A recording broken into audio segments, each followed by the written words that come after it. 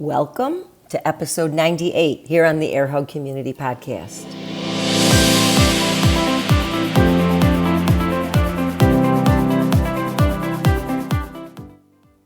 Hello there and welcome or welcome back. If you are new here, this is the Air Hug Community Podcast and I am your host, Judy Arizosa. I am a midlife lady who is someone who loves to share stories from myself and special guests that reflect on just how midlife really goes, not how we think it should go. We talk about the good, the bad, the messy, the ugly, the wonderful, all the emotions. And this is a place where we actually can grow from our experiences. So welcome, I'm glad you're here. Let's get started. Hey, this is real life. And so I just want to give you a little bit of warning. First of all, we have a very exciting guest and topic today, but we both had little issues with our dogs during the recording, and I decided not to edit them out because it's real life, and you know what, we're not perfect anyways. But so you may hear some parts where we're having to stop what we're doing and go take care of our dogs. So, you know, we all love our pets. Hey, no, go. Let's lay down. Lay down. No, go lay down.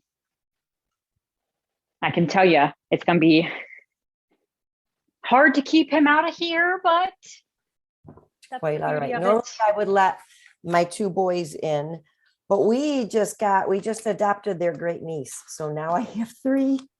I saw that. Yes, and she's in, so I gave everyone a treat and she's in the crate because she's not to be trusted in this house yet. It's not even. Kudos to you. Yeah, Three is a I know. handful. I don't know. You know what? I just laughed at my husband. I said, you know, we never do one of everything. We have 4 kids. We always do like, you know, the more the merrier. So here we are. I love it. Yeah, why not? You know Why what? not? She's a sweetheart. So that's fine. Anyway, I'm super excited for us to chat. How's everything going? It's good. You know, it's good. I mean, business is good, life is good. And then, you know, I'm out here in Northwest Montana and we aren't having like massive floods, but we are having a lot of high water right now. And so there is some local low-level flooding, but it's nothing in comparison to what's happening to a lot of friends and businesses just across the way out by Livingston and Park County and Gallatin County, and the Yellowstone River has gone over its banks and it's flooded and wiped out a whole bunch of homes and businesses and ranches. And so it's kind of it's a little bit of a weird weather system, and you're a little bit more in tune with the land out here because it's a, you know, farming and agricultural area. And so it's a little crazy. Like I said, I'm hoping that this weather storm doesn't just like take down all of my coverings on my garden right now. I know I say that I'm super excited every time we have a guest on, but I'm really super excited today because we've never had a guest or a topic quite like this one. So let me go ahead and introduce our fabulous guest today, who is Sara Camiscioni. Did I say that right? It's pretty darn close. Camiscioni. Camiscioni. Okay, close enough. I just don't want to offend you. But anyways, Sara is the owner of Find Your Strong with Sara, and she's also a realtor in Northwest Montana. And Sara and I met virtually, actually, because we haven't really met in person, but back when we were doing a mastermind in 2017, we were with a group of women who were all trying to improve and launch our online businesses. And so we've done a lot of chatting back and forth over the years.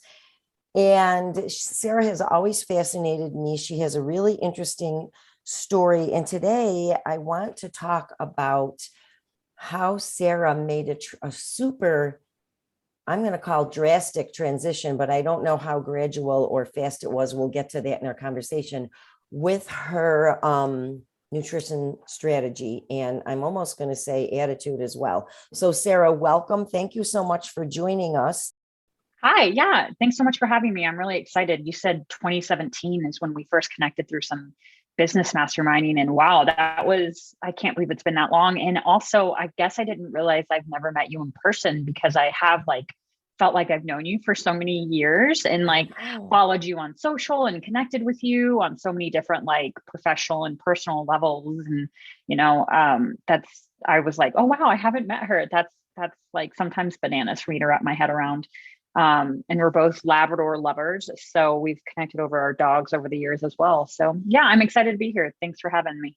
Yeah, I'm super excited. And you're right. We are both Labrador lovers. And I love that you were mentioning how you recently relocated, right? In the last 2 years.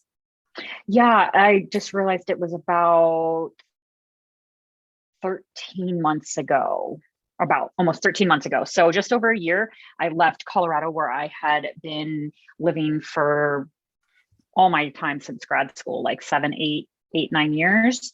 I had a brick and mortar private training facility gym that I had built there. And life changed and threw a curveball, and I was in a position where I was rebuilding and deciding if I was going to stay in Colorado or leave. Well, I wasn't thinking I was going to leave. And then I just got in my truck and hauled my camper to Montana to visit a girlfriend while I was on my way to Idaho to go fishing. And then I just decided I was going to move to Montana and I didn't go back to Colorado. It was really, wow, that's amazing. It was very challenging. I think for many, many months, I wasn't able to say that I was leaving Colorado, even though I was here in Montana. I said I was just exploring and spending the summer, getting my feet back on the ground after a big life change.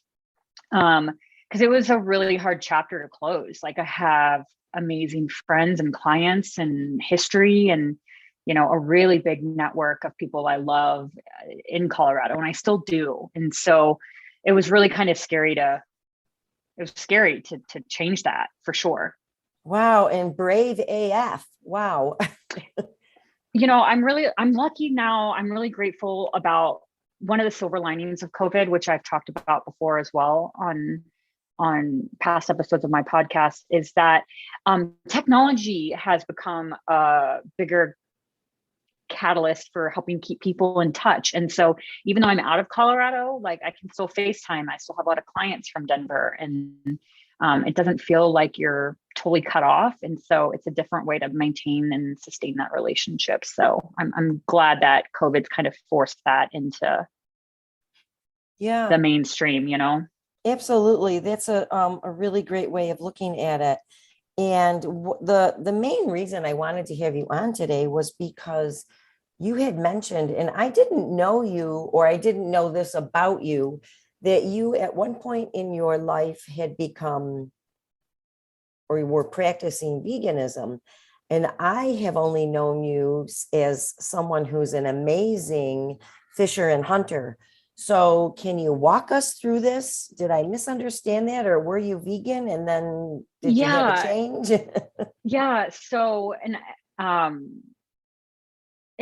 I think that you heard about this, and we can talk about that later, because it'll be a good second listening to add on to this conversation if people want to hear even more or hear it from a different angle. Mm-hmm. Because I talked about this on my podcast a couple of years ago, last year, and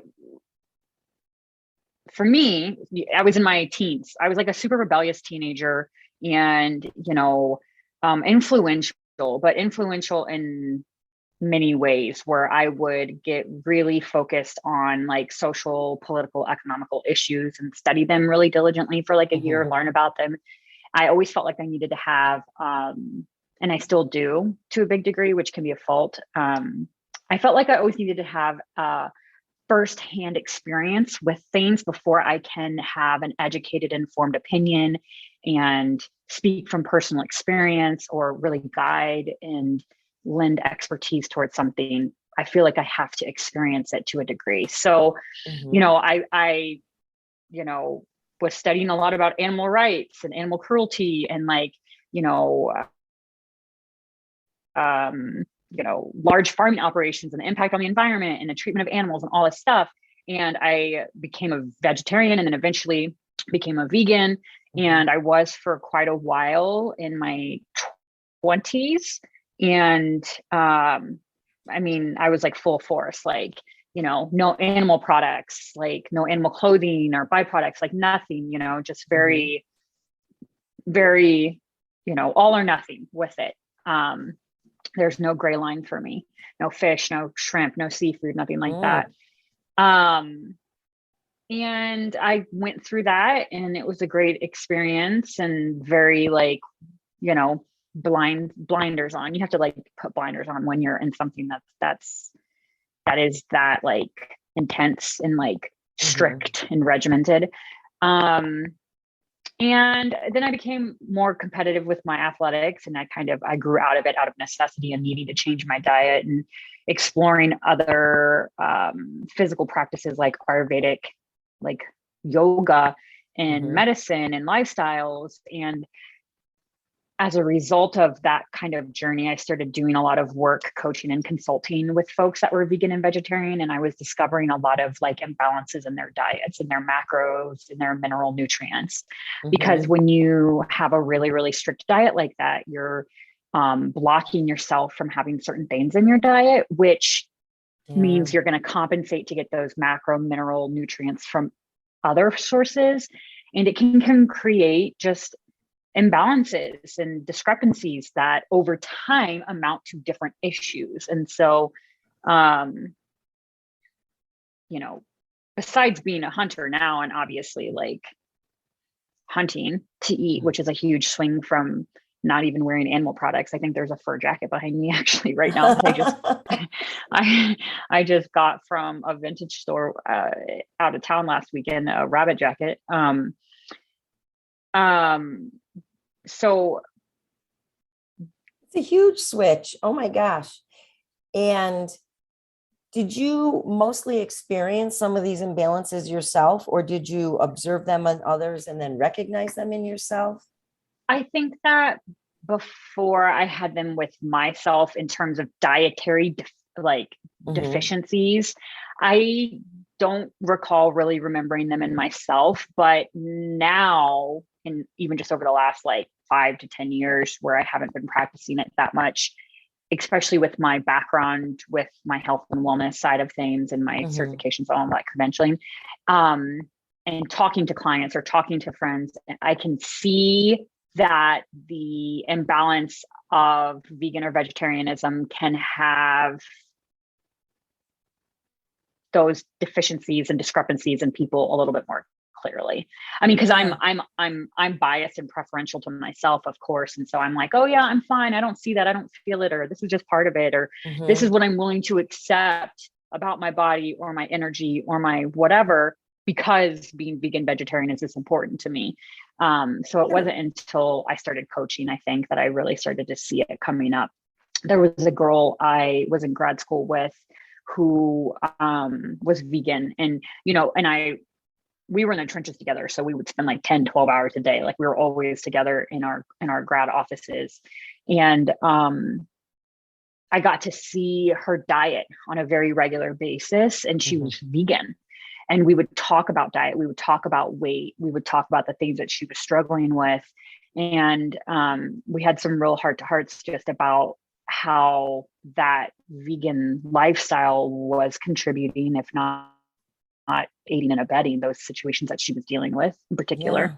And I mean, so things have totally changed though. Like modern nutrition and supplementation can be really beneficial and advantageous to folks that live vegan vegetarian lives now. I think there's more like out there on that kind of lifestyle. Yeah, I think products are more available if people don't mind purchasing. Like I see, 10 years ago, I did not see a lot of like, I'm not going to say this right, seitan. Did I say that right? I don't even know what that word is. Seitan. I don't even know what that is.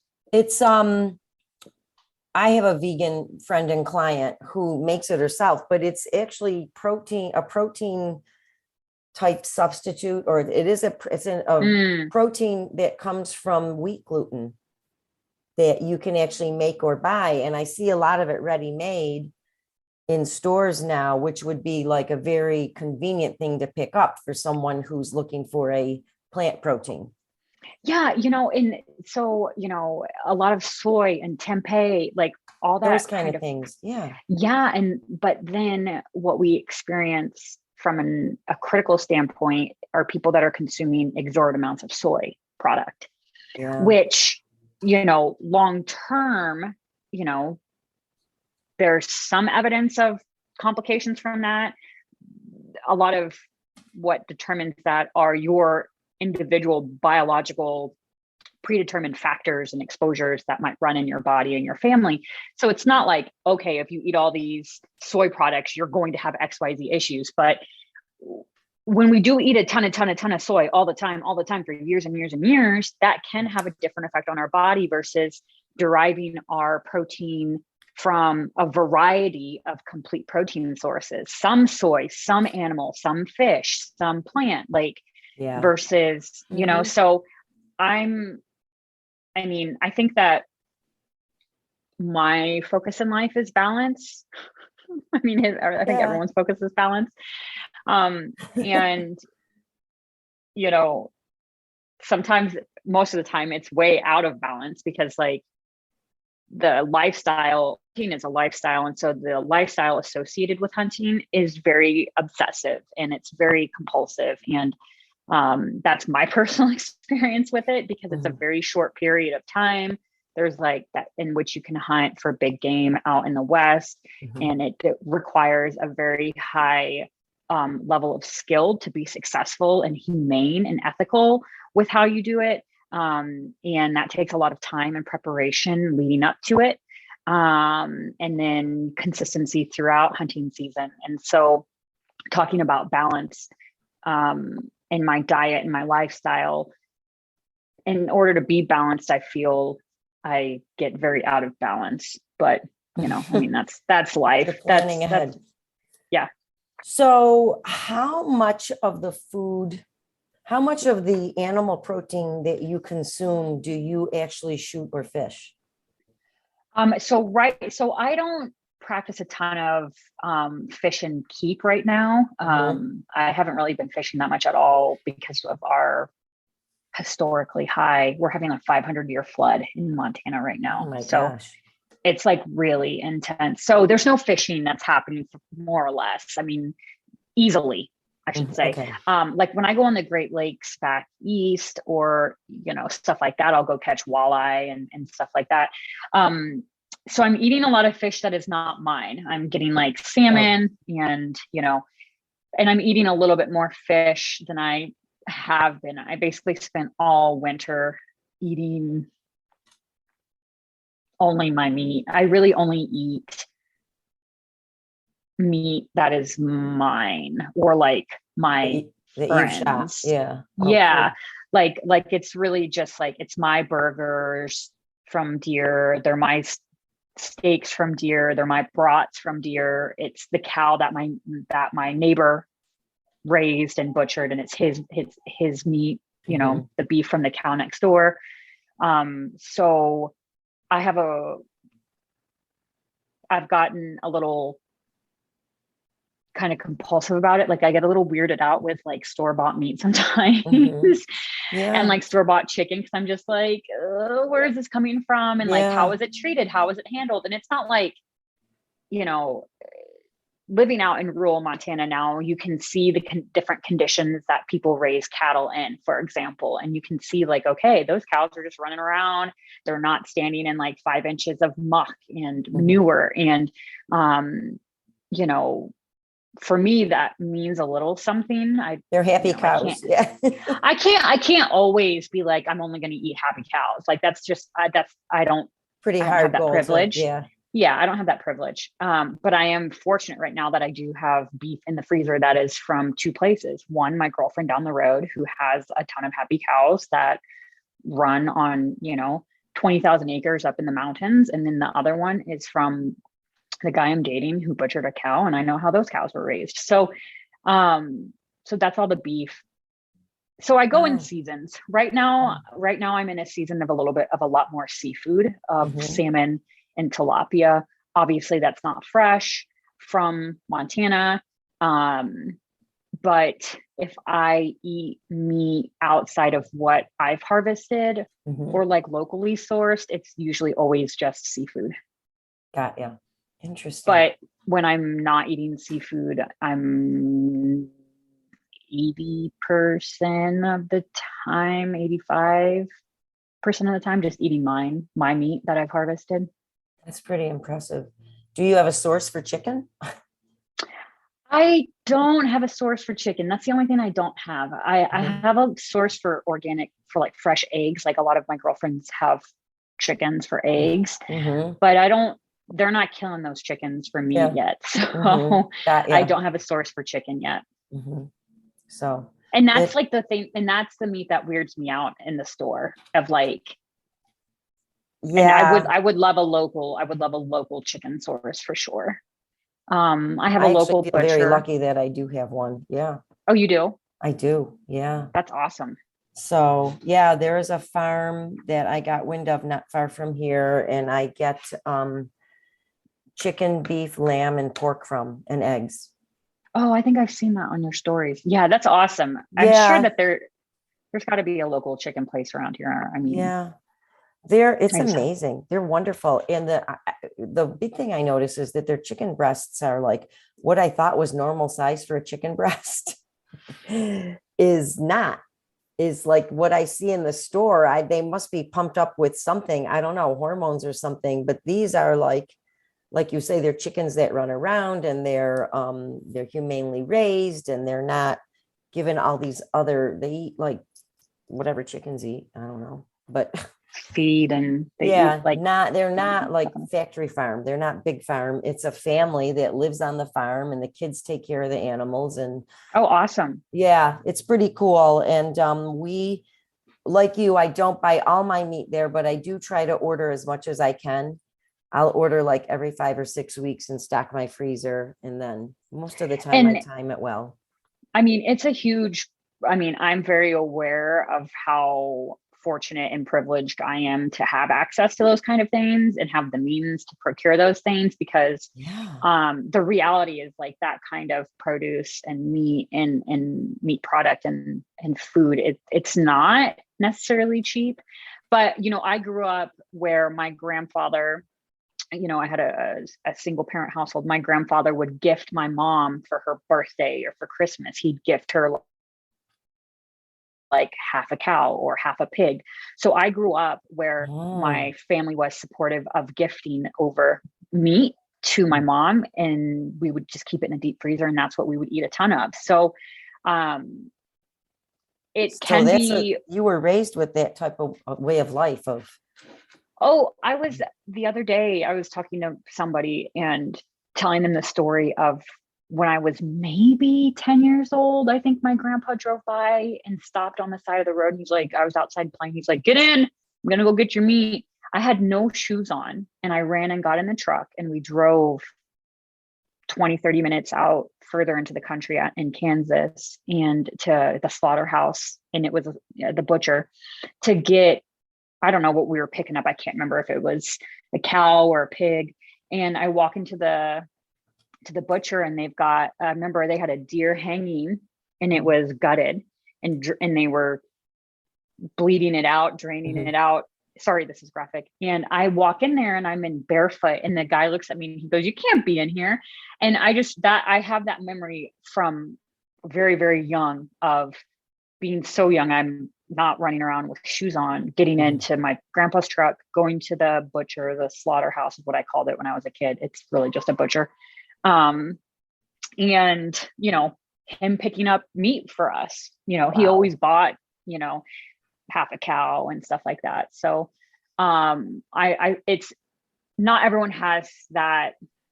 Not everyone is set up for that. They don't live where that's a reasonable thing to be active in per se. And Mm-hmm. I'm really fortunate and grateful that, you know, I have a freezer full of meat that is mine from me. Yeah, that's incredible. So, how did you decide, okay, you're in your 20s, you're vegan, now all of a sudden, or maybe not all of a sudden, but you have to learn this hunting skill. Did you have that Yeah, growing up, or how did that that's happen? this is a really funny story. And I talked about this in that podcast episode, and we're going to talk about it. That's why we're here. Yeah. So I stopped being vegan vegetarian. And then I think I was in my late 20s. I was in my late 20s, the beginning of 30, like 28, 29, 30. And I was dating these guys in Colorado, and they happened to hunt. And I had a couple of girlfriends who were super big hunters. One of them was a hunting guide. And so that was like the first time I was cognizantly aware of like a really big hunting community. That's the first time I ever met women who hunted. Mm-hmm. Were these two girls who taught me how to shoot a rifle. They actually, one of them took me on my first hunt. And so I'm dating these guys and I'm being exposed to wild game, you know, like elk and turkey and deer and bear. And I'm like, this is delicious. And I would only have Wow. access to the game when I was dating the guys. And so I was like, okay, this guy isn't spectacular, but it's not that bad. And, you know, I can have access to this amazing game meat. So like, yeah, I'll go out with him once a month and like have like elk steaks with him. So it's a funny story because I basically just got tired of relying on other people for meat. And I specifically, I got tired of relying on having to date a guy to get game. And so I was like I was at a conservation event years ago with a conservation event. You know, we've got lobbyists and folks that go to Washington and they're working on policy for conservation and river conservation, land, et cetera. And almost everyone in the room in the backyard, they all hunt. So like, I was really surprised. I was like, these are like literally the movers and shakers in the industry for policy change around conservation, and they all hunt. I'm like, okay, so maybe this isn't as like taboo. Like hunting's not bad. Like these people really care about the environment and they're doing and dedicating their lives to protecting and preserving the environment, and they hunt. I was like, this is weird. I didn't get Different. that. Yeah. And you don't know how much hunters are involved in conservation until you become really intimately familiar with the environment and the world of hunting and conservation. They're linked, they're one in one. So I'm at this event and I've had like 3 cocktails. I'm with my 2 girlfriends who are hunters, and I go, and the CEO of this organization is giving a speech just about how people are really disassociated with their connection to food sources, and you know, we're so removed from it, and da da da da da. So a few cocktails in, I go, oh, that's it, I'm hunting. Like I'm hunting this year, like I'm gonna do it. And I was like, will you teach me? And you know, I just had like this moment where I was like, I'd been really interested in it for a couple of years, but I had been dancing around it. And then just, you know, had a buzz, had some motivation, inspiration. I was like, I'm doing it. And then it took me, and then that's how we started. It was a summer and I wanted to hunt that fall. And my girlfriend was like, okay. And I remember she took me to the gun range to teach me how to shoot a rifle. And it took me 45 minutes to pull the trigger once because I was terrified of guns. Like, Yeah. terrified. Like a rifle is huge, it's loud, you're in an indoor range. And so it's the sound is even more magnified. But I was living in Denver at the time. So, you know, you're shooting indoors. And that's when I really kind of had a doubt. I was like, maybe I can't do this. Like I honestly, I couldn't even pull the trigger on a gun, on a rifle. And I was supposed to be hunting in like 2 months. Like it was, you know, I was like, maybe, you know, but we just kept working at it and Oh, yeah. practicing. It was crazy. It was really, I was, you know, there's so much that goes through the preparation and like mentally and physically and emotionally getting prepared to hunt. And I remember I hunted that year. I hunted for pronghorn, which is an antelope, and it's my favorite game meat still to this day. And they're really nostalgic and like heartfelt hunts for me because I love hunting those animals. And Wow. It's always a really good time. And I remember I had an amazing hunt. I had an amazing hunting partner. I had an amazing, couple of days of stalking these animals and belly crawling through the mountains and, trying to catch some of like the fastest animals and land animals with like 240 degrees of like eyes that they can see you. So like you have no, they can see you and they're just a little bit hard to get on. And I remember, I had So this their great shot. vision they have way more peripheral vision than we do. Yeah, I mean, they have a ton of peripheral vision. So a really good way to hunt them is in like rolling hills. And so, you have rolling hills and you spot them far away. And as they start to move away, depending on how they're moving, is how you can like, they go a little bit and then you push and kind of like, make a push to gain ground and then find and then be hidden the next time that they're high, and then they're high again and they go low and then you make a push. And so you're having to watch their movements. Where are they going? How quick are they going? And timing your like forward assault, basically your forward push to get yourself to lessen the distance while still remaining hidden. And we set ourselves up and we were hidden and they came running across and we called out, like made a noise to stop them. And, this super mature doe, a female, mature because she had horns, and women don't have horns unless they're really, really old. She came out and stopped and I shot her, and I didn't know if I shot her because I stopped looking.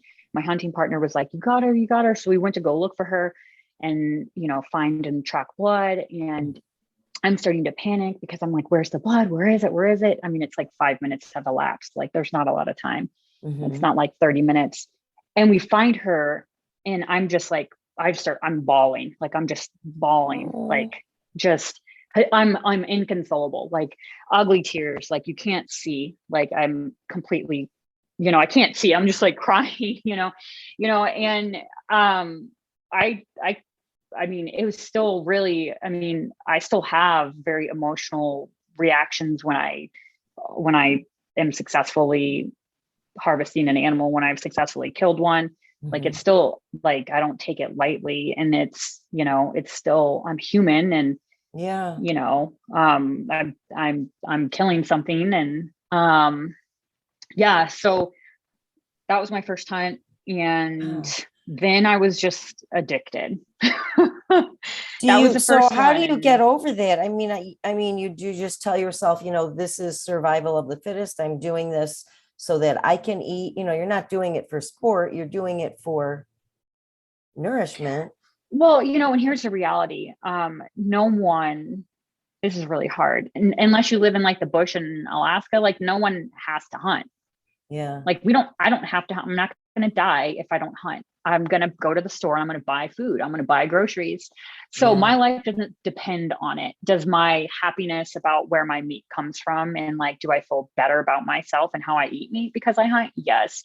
Do I feel like I'm, doing my part with conservation and harvesting animals and ethically harvesting animals and trying to minimize how much waste I have from all the animals I take and keeping the hides and, boiling down bones for bone broth? Like, am I doing everything I can to make the most out of that? Can you hold on? Someone's crying and it's a bad dog cry. Sorry. Hold on 1 second.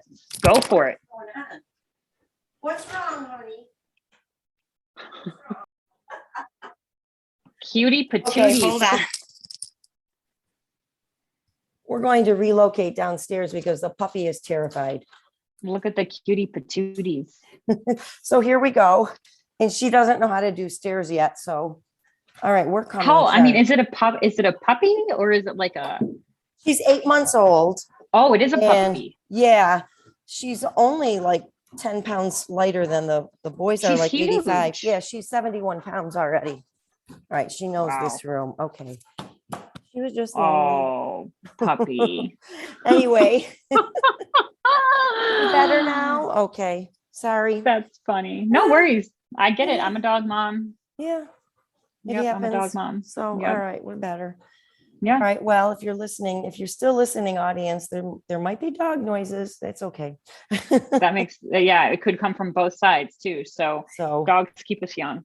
yes, they do. Yes, they do. So you were talking about really knowing like where your meat came from and, basically knowing that it was living in the wild, that and being more earth friendly. So Yeah, definitely more earth friendly, especially once you're set up with all of your hunting gear and like equipment, because hunting is not inexpensive. It's not economical until you're like many years in. So I had to, those were my arguments early on, like, oh, it saves money. Like hunting your own meat does not save money for quite a while, especially because you've put in a lot of money to have the gear to hunt.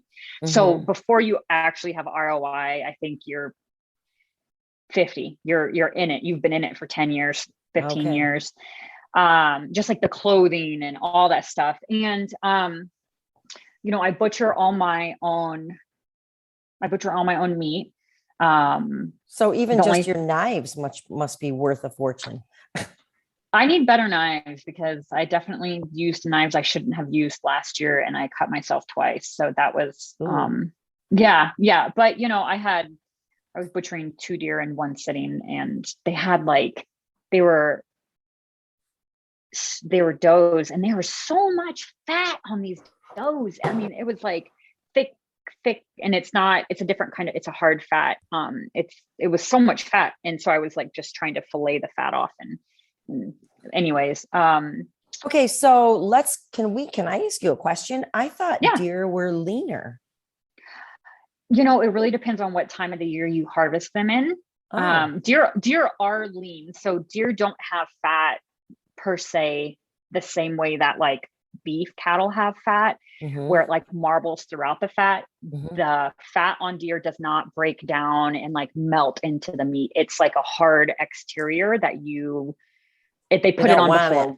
Yeah. No, it doesn't taste good. You have to take it off the meat. So, you have to trim the fat off of the meat, and it doesn't break down. It doesn't taste good. So depending on the time of the year, because they start to put on, their coats change, their hides change, and their fur gets thicker. And then they're going to put on more fat as they eat more and move less leading into the winter. So these were later season deer during rifle season. I think it was like October, November. So they had more fat on them. I'm actually looking for the missing puppy Charlotte. Oh, all right. I found her. I do not have gates up. You got a dog house, an animal house over there. We have an animal house, and once she learns the house, she'll be fine. Yeah. But anyway, so people have to deal with our interruptions today. It's okay. It's real life. Yeah. It's real life. Keeping it real. Yeah. My knowledge of this is so limited, which is a big reason why I wanted you to come on. And I read this book, and I don't know what I think about it. It's Dr. Mark Hyman, and he talks about paganism, and he's written a lot about food. But one of the things that he talks about in this last book, he's got several books out, is about protecting the earth. And and I think, some of it is marketing, some of it is, because obviously he wants to sell his book and sell his programs and sell his supplements. But it's like if paleo and veganism like merged. But he talks a lot about not buying, he calls it big lot. I think he calls it big lot meat, and talks a lot about like, if you're not a hunter, maybe a lot of people listening are not about to be a hunter, but he talks about sourcing your meat from where it came from. Like when you, I'm a huge fan of that. Like I mean, for personal reasons, one, I feel like when I'm sourcing it, mentally, emotionally, it feels better because and two, I do feel like there is a difference between like textures and consistencies of meat that I get from a big box store versus something I hunt myself or get locally that's like free range, non-antibiotic. Like there is a difference in the meat. And once you have been exposed to that difference regularly, i.e. through like something like hunting, it's really hard to kind of, every time I go back to get that box store meat where I know it doesn't taste the way that I know good meat, quote unquote, tastes. And it's like that texture and that consistency. And I'm like, yeah, you know, like you just know that this is just like, you know, not the, you know, it's not the great meat. It doesn't mean that I don't still have some, but I try to limit it because I just don't, like, I'm a texture person. If the meat is weird and it looks weird and it's like gristly, like I just can't do it. It just, you know, from not eating meat for years and then eating meat, like I'm like, this texture, this taste, this gristle, like that is just, you're almost highly aware. Yeah. Like it's a huge turnoff. I'm just like, I can't finish the meat if that's what it tastes like. So, you know, I'm a huge fan. And you live, you know, kind of in the country. I mean, you know, I live in rural Northwest Montana. So it's a huge agricultural farming community, and finding locally sourced meat from the butchers is not uncommon. You know, people raising a couple of cows that they butcher themselves for their family is not uncommon. Same thing with like a pig and all lamb and all that kind of stuff. So it's very like socially acceptable here. It's probably more of the norm that folks are getting like meat and poultry from locally sourced places. It's pretty decently affordable here. Or they're going to the butcher and buying, you know, half processed animals and stuff like that. You can't legally, a butcher can't, what is it? They can't sell wild game meat in certain forms and fashions.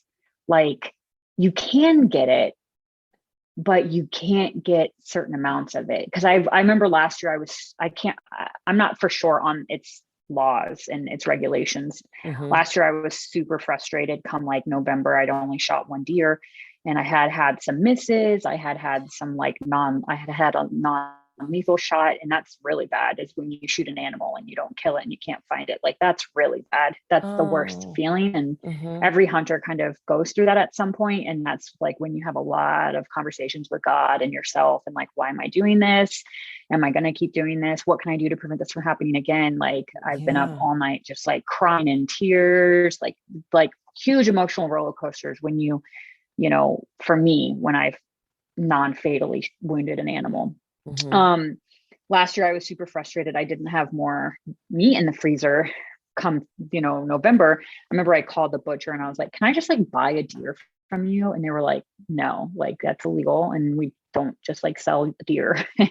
So I think you can't buy, you can't buy like certain kinds of big game animals. I mean, you can go buy like elk steak, I think sometimes, but you know, it's like $50 steak, you know, for it's not practical. It's not practical for a lot of folks. I don't know how I got on that topic, but yeah, knowing where your meat comes from, finding a good local reputable butcher or farming family. You know, we have really big populations of agricultural folks here, like the Hutterites, and they bring down, you know, farm fresh vegetables from, you know, their areas. I don't think any of those folks are bringing down meat per se, because you've got to have licensing to like, you know, sell meat to the public. But yeah, anything that people can do to lessen the dependency on, you know, huge farms, you know, even just driving 20-30 minutes outside the city and finding like a regional butcher and being like, can I buy a half a cow from you? I mean, it's less product and packaging than getting, you know, weekly beef and meat from the store. You know, it's one trip, and, you know, not everyone can do that because you do need to have the storage to freeze it and keep it, you know, so but I think anything that people can do to be more connected to their food sources is great. It limits the amount of processed food we're eating and cuts down in the amount of processed foods we're eating, which is a win-win for everybody. Yeah, So absolutely. And, you are already talked about taste and texture, which is, I even noticed a difference from our farm mm, purchases versus the grocery store, which yeah, is amazing. But I'm just there's so amazed at the no way way that you to came about avoid it. this.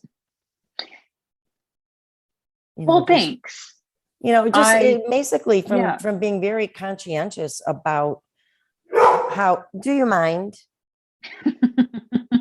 You don't have to do that. You're fine. Looking at me Well, like he I'm needs you to crazy. know he's over there. Come here, I'll pet you. Come on. He's like the middle child already. It's like, Oh yeah.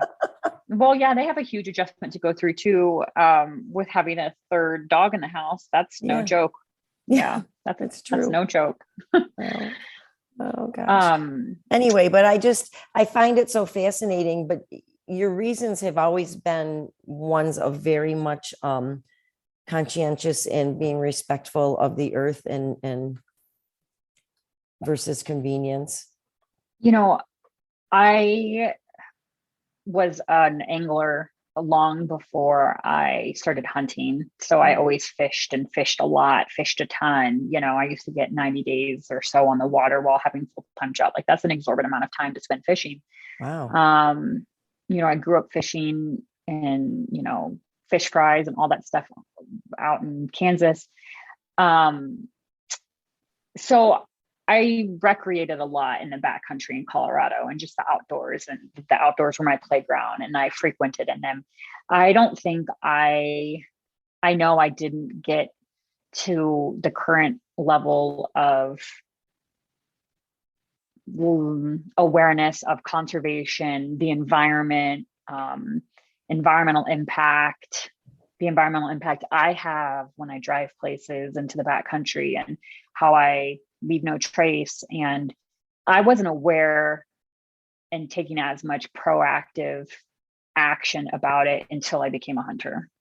And I think for a lot of people in like my age range and kind of, the folks that are in their 20s, 30s, 40s that hunt, they're really big conservationists as well. And that seeps out, Mm-hmm. like I have I'm gardening now more than I've ever been able to garden. I've got, and a lot of the folks that I know that hunt, they garden, they forage, they find, Mm-hmm. and it does become a bit of a compulsive lifestyle, but it's all for the sake of like fresher Mm-hmm. veggies, fresher food, fresher meat, local or more local, like Yeah. backyard down the street. Like the deer I have are from down the road. Like I Yeah. hunted my old neighbor's property, so it has a cascading effect. I think it can have a positive cascading effect for folks that are open to that. And so um and if not saying everyone needs to go out and start hunting, but you and I have talked about, even just if you can't hunt or don't want to hunt, what are other ways that you can like locally source your meat, your produce, your vegetables, and that supports local business, that supports Yeah. local economy, and that Mm-hmm. you know we've seen that rise up as a result of COVID as well. And that's just something that hopefully we don't forget, and we keep supporting local businesses and local families and local farmers and the local economy. Yeah, absolutely. Just I think about that a lot about, I'm a small business, you're a small business, and people got to Yeah. survive. Yep. And the best way to support small business is to, do business with small business. Yeah. So, Yeah. wow, Awesome. this has been super informative, I think, and just the fact that all the emotions that you've gone through and just lived through it during all of this transition, and Well, thanks, wow. darling. I appreciate it. And definitely, I'm sure you'll link it. Definitely not trying to get anyone to just like go jump ship and go listen to my podcast. Not at all. No, But if there please is do, and I will if link there's it. anyone Yeah. that's listening, because I do have an episode from veganism to hunting, and Hmm. these two just would complement each other so well. And I would love to make sure I link and post this episode, because they really do just provide people a plethora of things to listen to about hunting and locally sourcing, and just the whole journey from veganism and vegetarianism to hunting, and more about the emotional side of it, more about the ethical side of hunting. Yeah, super fun complimentary episodes. I'm really excited to send this one out too. I will link it in the show notes, but tell the audience what the name of your podcast is.